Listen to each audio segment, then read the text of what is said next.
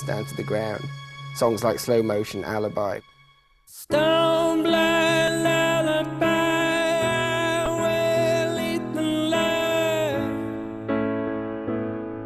Found the word could break any spell that binds you. Praise like Carmelites curl beneath the light. How I long to burn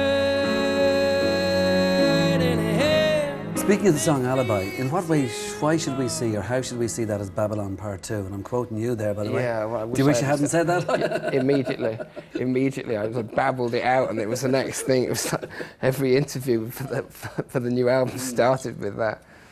It's not really. It's just that there's a few lines in it that are the same. So tonight I'm running wild, or if it's got a sort of Saturday night feel. It's like Babylon is a narrative that's very easy to understand. It's Right, yeah. Friday, Saturday, Sunday, sort of someone weekending, staring at the TV, going out, sort of wandering about London on Sunday. But Alibi is much more abstract. But it's as if you're spending a night out with the same person, but 10 years down the line. Right, okay. That was the sort of feeling I suddenly had for it.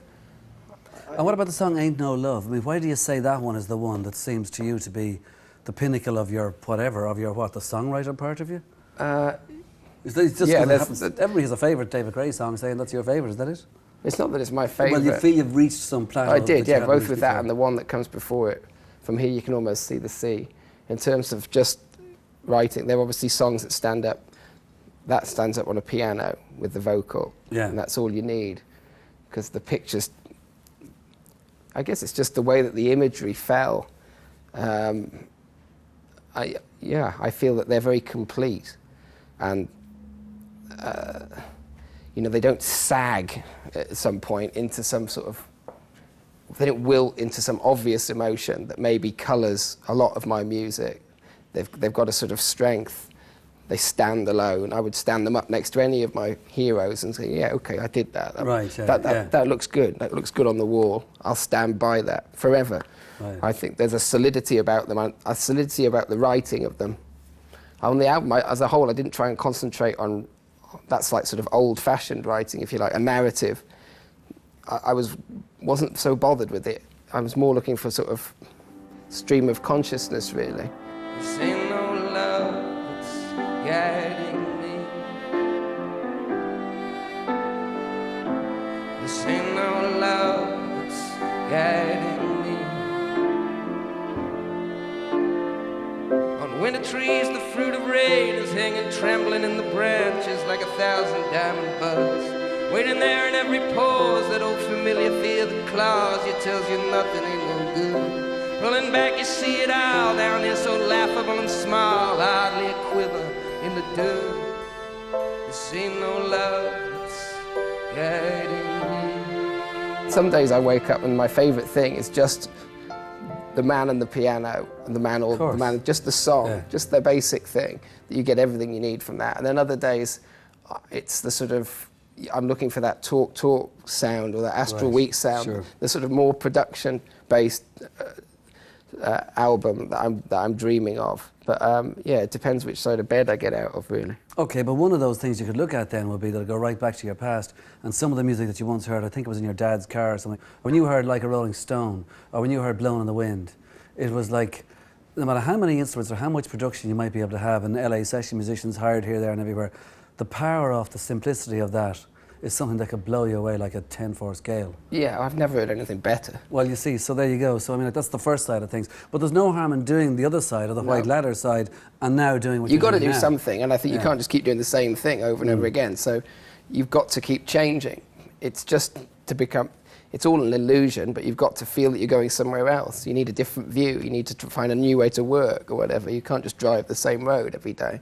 You've got to find a more circuitous route or whatever, just so you can get back to the beginning, really. And essentially, well, like, because it's been some sort of Dylan anniversary, it seems to be one every year, but as far as the music press is concerned. But I did quite a few interviews, and a couple of them I had to go back and listen to records, and actually all my Dylan's on vinyl, and I didn't have a way of listening to it because I didn't have a record player. So I had to go out and buy these records and listen to them. And it was the first time I've obviously listened to them in an awful long time. You think you know them, but then it was a shock again listening to them. In what way a shock? Basically, I just loved them. I loved the early stuff, Freewheeling, you know, it just blew me away again. Like Hard Rain's Gonna Fall. I don't think he's ever written a better song than that. Right, yeah. So just more than that, though, how open he was, how open his spirit was in the music. And that's what struck me. And then, because one of them was a compilation, it was him starting there and then all the way through. And then by the time you get to the sort of late 60s, well, mid-60s, it's this sort of amphetamine infused. He's gone the other way and he's closing down. He's cleverer and cleverer. And John Wesley Harding, by that stage, after the motorbike accident, he has indeed. But before that, I'm amazed that you, at your age, are able to get the bit you're talking about. Like, after Freewheeling and all that, you get your Bringing It All Back Home, Highway 61 Revisited and Blonde on Blood in an 18-month period. I mean, beat that for starters. Now, that's the changeover from acoustic to whatever, the Judas bit and going electric and etc. Can you feel that? Do you know that, even though you couldn't have lived through that? Do you see that, like, as you say, you use the word open, how open he was and how brilliant that made his... Yeah, no, he was wide open, but I can feel his spirit starting to defend itself and then closing himself down. It becomes so cold and he's hidden behind a sort of... He's making something to hide behind, and he says so in the Chronicles thing almost. Right, yeah. He's just sort of creating a smoke screen, but yeah, you can feel the chill in the air. So just listening to the compilation was the most instructive thing, because as you went through into the 70s and the 80s, and then it got weird in places, and he just fell out of step with sound. Are you into the whole, like you said before, you were into the Specials and Madness and all that kind of thing, into Boomtown Rats and Undertones and Stiff Little Fingers, and you went back maybe to Zeppelin and the Doors. Where does Dylan fit into this? You know, I don't know what the exact sort of chronology of my musical taste. So I'm just thinking, like, I mean, you were in Manchester, you go to London, all the rest of it, you're in art school, you go to college and that. Your parents supported you all the way, I presume, did they? They never said, go out and get a real job, David. No? Or did they? Well, there was a bit of conflict there, yeah, because anyway. But hold on, okay, but one of the reasons you were in a band was a punk band, right? Kind of thing. And you were playing Jimi Hendrix songs at dances where people wanted to do disco, etc. I mean, you enjoyed that anarchy part of being on stage, did you? I loved it.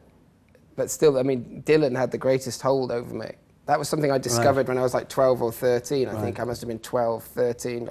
I was just discovering music for myself.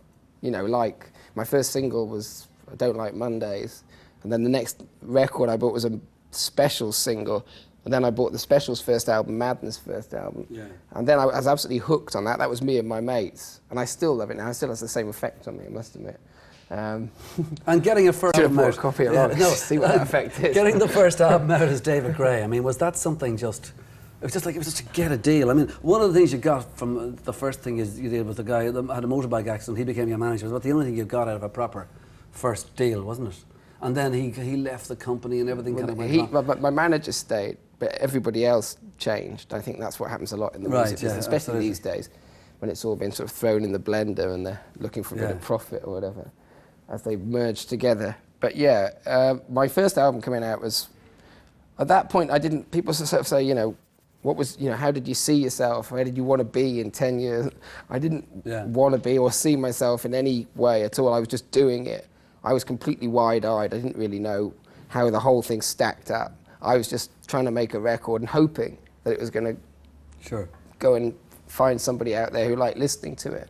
And that was as far as it went. And I think, but it was an amazing thing looking back. But I don't remember sort of I remember getting a copy of my first single and being excited about it. But then it was weird too, because there was suddenly a poster of me on Oxford Street, and I remember someone took a photo of me standing next to it. And the whole weirdness of it begins. The strange thing of you being sort of forced out into life in general. Meet me on